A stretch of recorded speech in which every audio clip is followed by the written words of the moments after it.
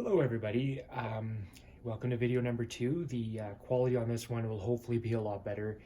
I've invested in a new camera stand so you don't have to deal with single hand filming while I try to show you here. So the theme of this video is going to be specifically related to Enfield stripper clips, and primarily the difficulty in which it can be to actually load not only the rounds into the clip itself, but into the rifle through the clip guides on the top of the receiver there. This video is probably going to annoy anybody that may see a $3 piece of metal and think that this has historical value.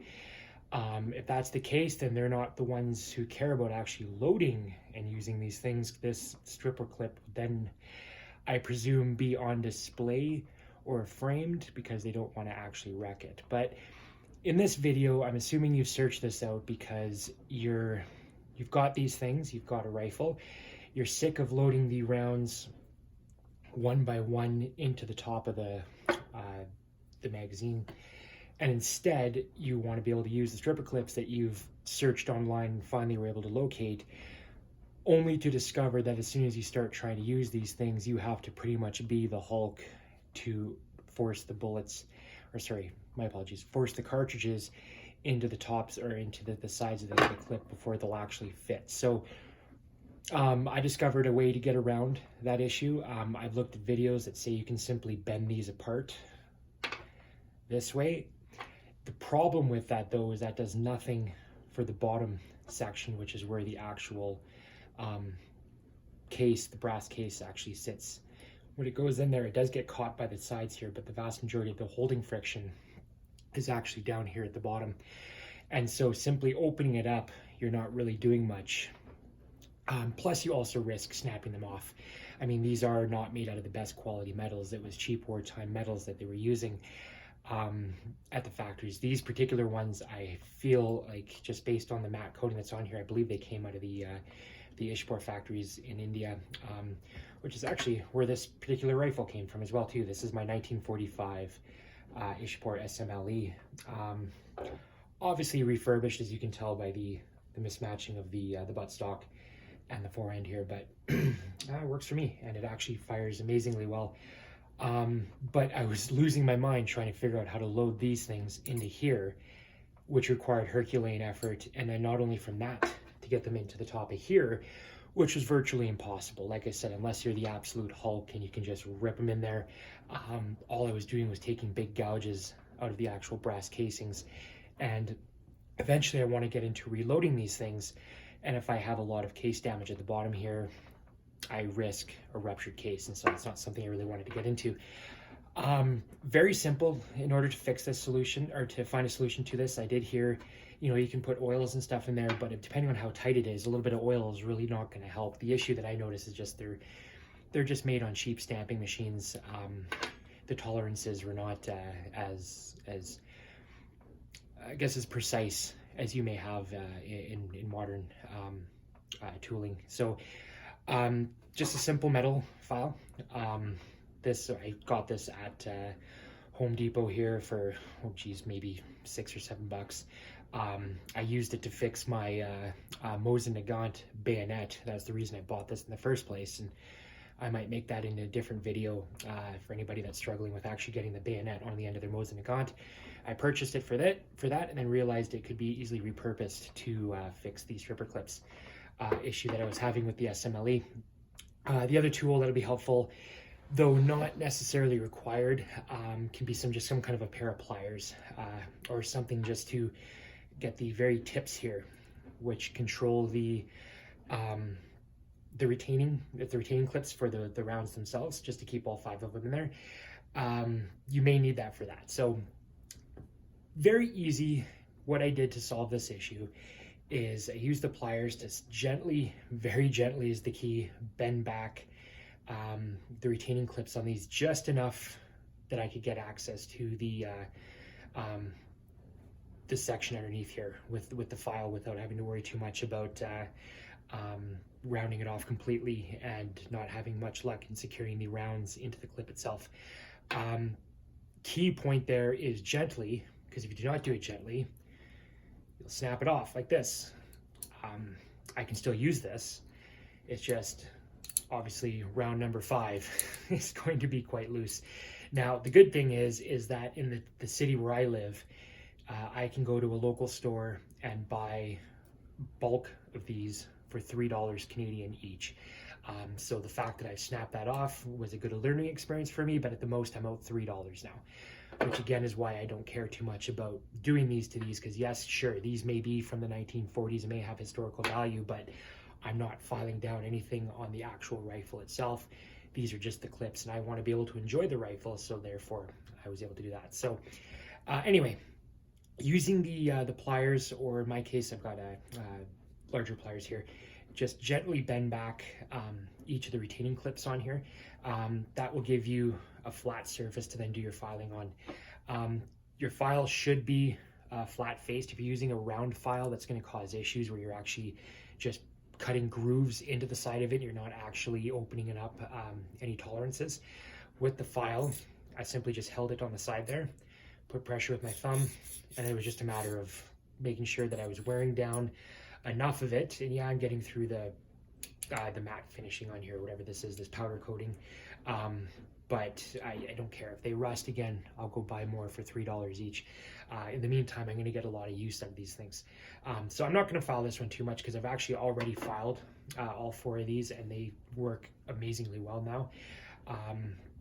I did think about filing the inside of those to cover off the actual rim on the cartridge, but when I fit it in there, it's clearly not causing the issue. The main issue is up at the top here.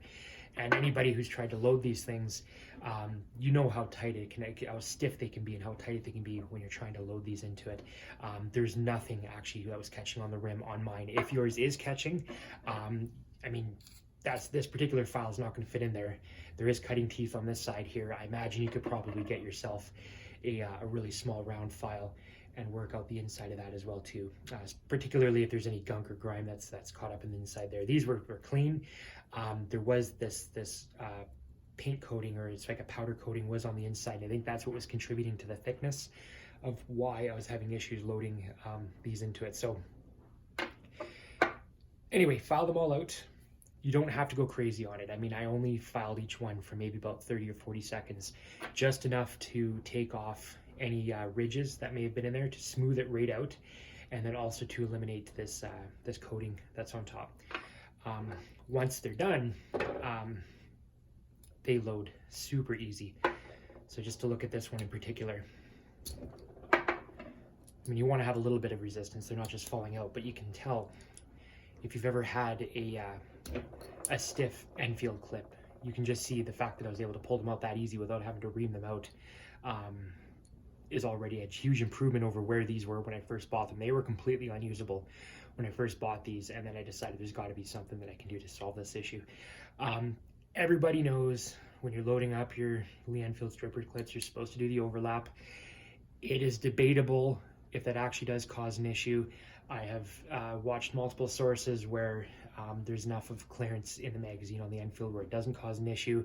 But again, this is 1945 version. I've tried loading this with just overlapping any way that I feel like doing it, or even just having them butt up against each other, and I didn't have any issues. I imagine maybe the earlier ones didn't have didn't have as much allowance anyway for the loading, but I will, for the sakes of keeping things consistent online, you do load them up, down, up, down, up. So your two in the middle would end up underlapping, sorry, the two on the sides. So I'll just load these back in here so you can just see how easy this is once the sides have been cleaned out. There we go. Okay, so that's them all loaded in there.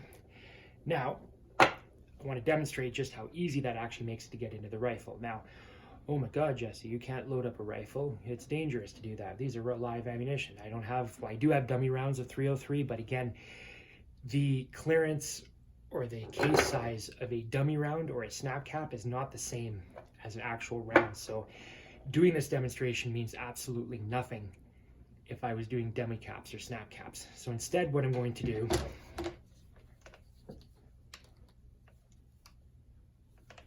take my safety off first.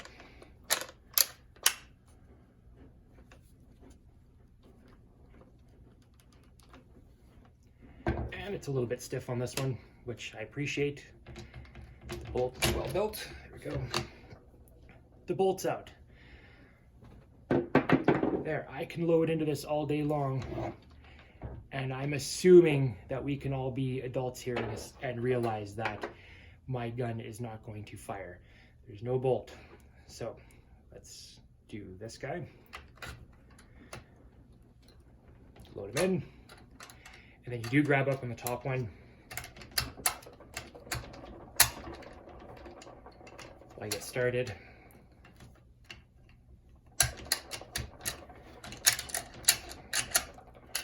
Done. Number 2.